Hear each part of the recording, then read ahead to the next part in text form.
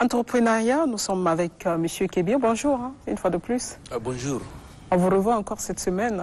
Ah oui, on se revoit encore cette semaine. Et je tiens aussi à saluer votre public, les téléspectateurs, et votre invité d'aujourd'hui aussi, M.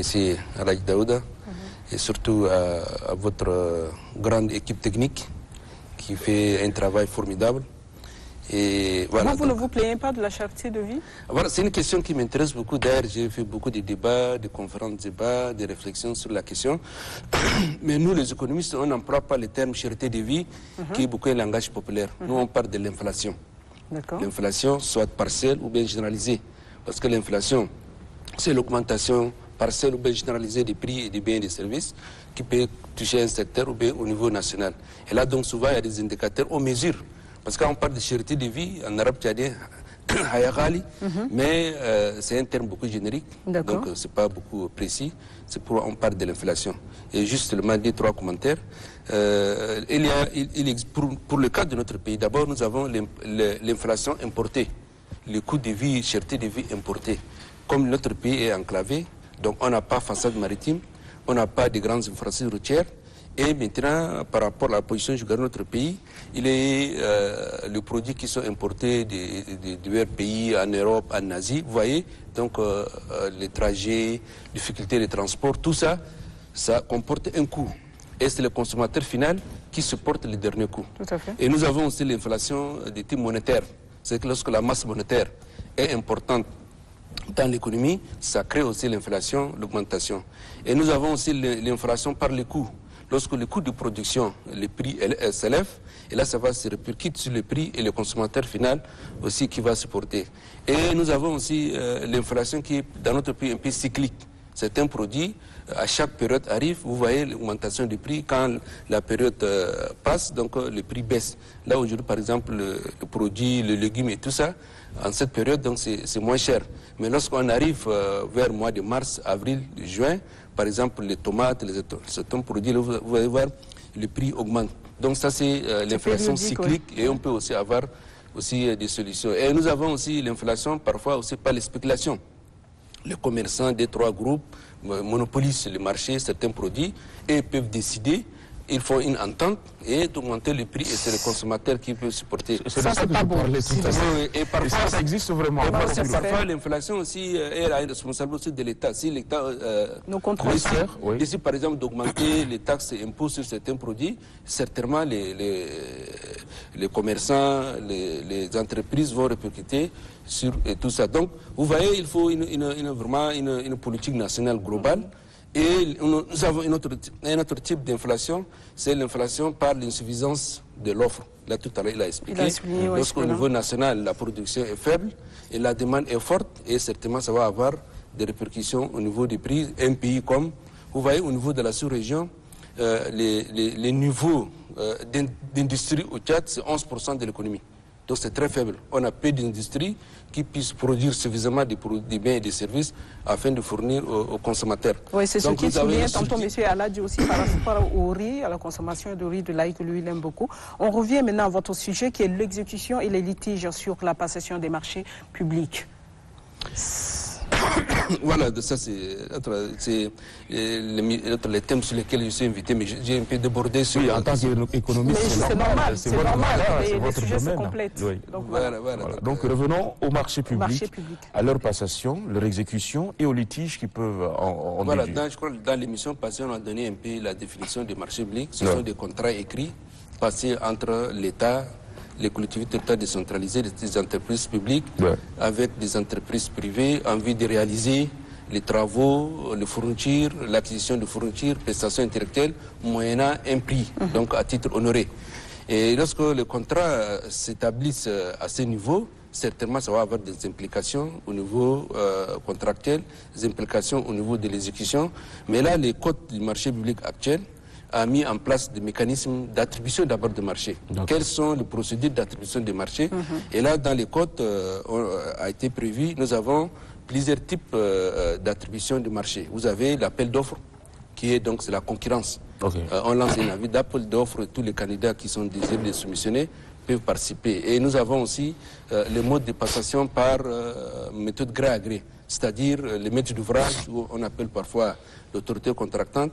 En Europe ou bien dans certains bailleurs, il appelle l'acheteur public. Par exemple, vous êtes le ministère des télécommunications, vous voulez faire l'acquisition, je ne sais pas, des biens et des services, vous allez passer un appel d'offres ou bien soit vous allez choisir un candidat.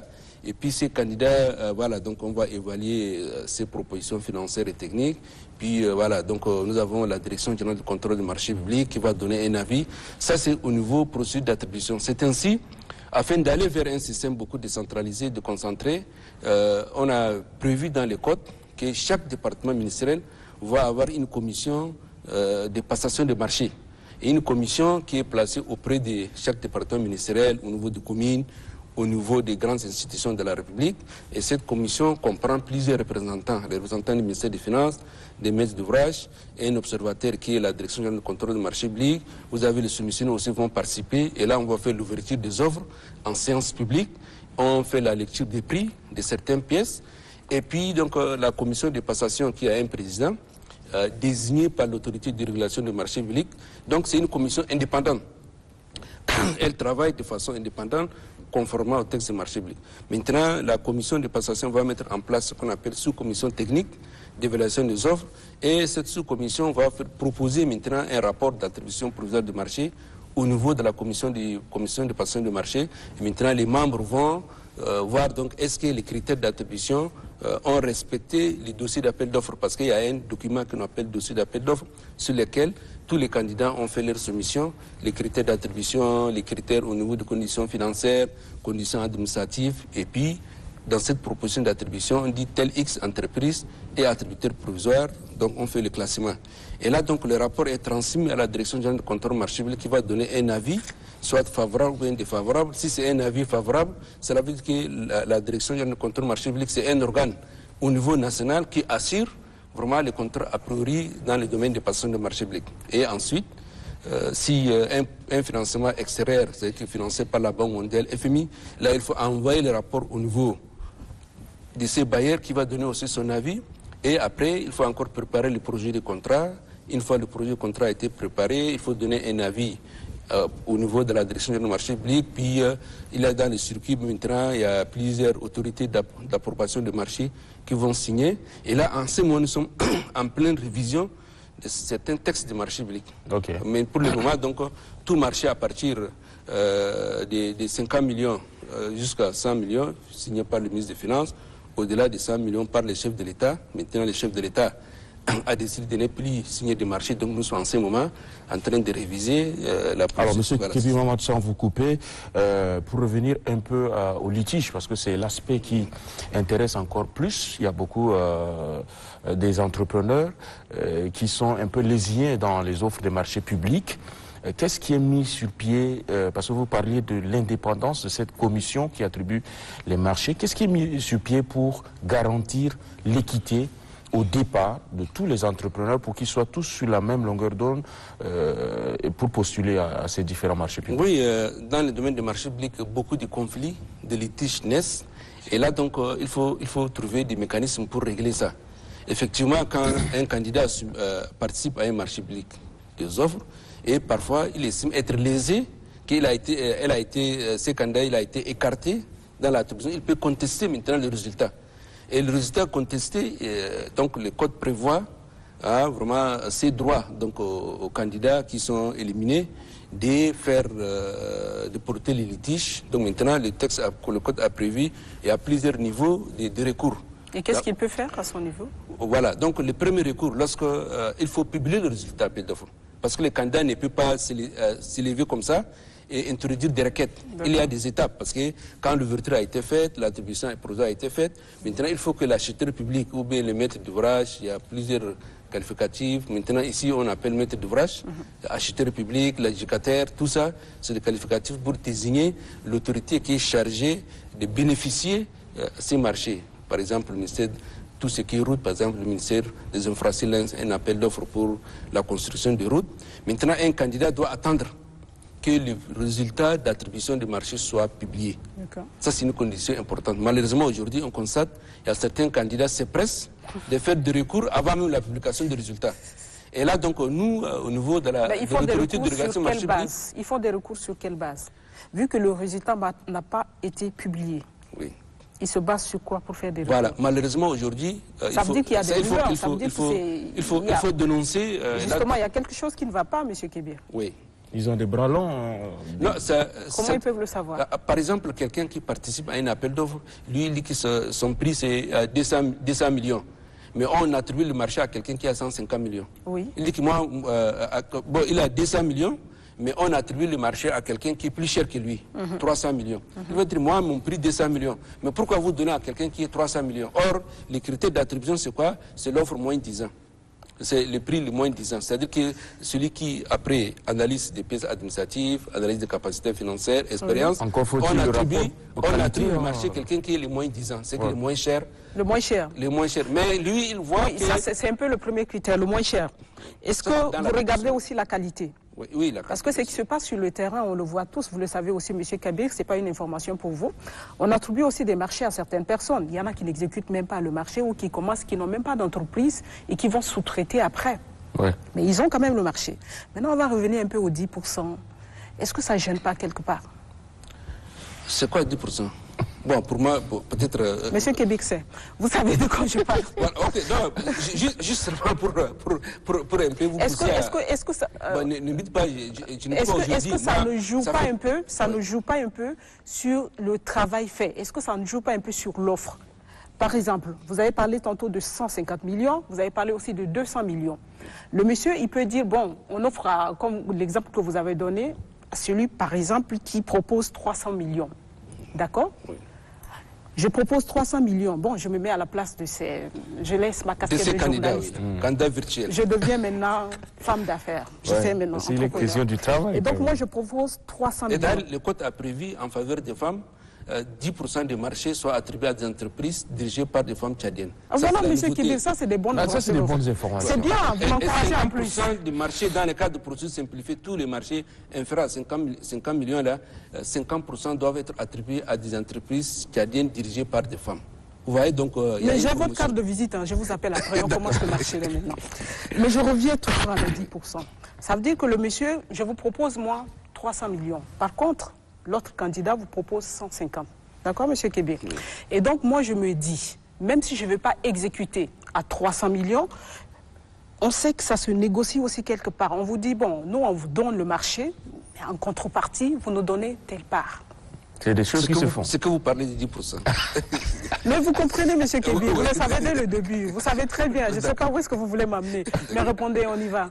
Qu'est-ce que vous en dites par rapport à tout cela? Bon, disons franchement... le phénomène de la corruption touche aussi le domaine du marché public. Ouais. C'est d'ailleurs le domaine le plus privilégié des développements de corruption, c'est dans les contrats publics. Ce n'est pas propre au Tchad, c'est dans beaucoup de pays. Tout à fait. Maintenant, le texte a prévu des mécanismes pour combattre ces phénomènes, pour combattre aussi les auteurs, pour combattre aussi le comportement. D'ailleurs, le code pénal, dans le chapitre 9, a prévu des dispositions très sévères. Par exemple, quand vous partez acheter le dossier d'appel d'offres. Souvent, on achète. Si cet agent vous refuse, là, le code pénal a prévu jusqu'à 7 ans de prison. Ah. 7 ans de prison. Ah. Et si des inobservations dans le domaine des marchés publics sont sévèrement punies par le code de marché public.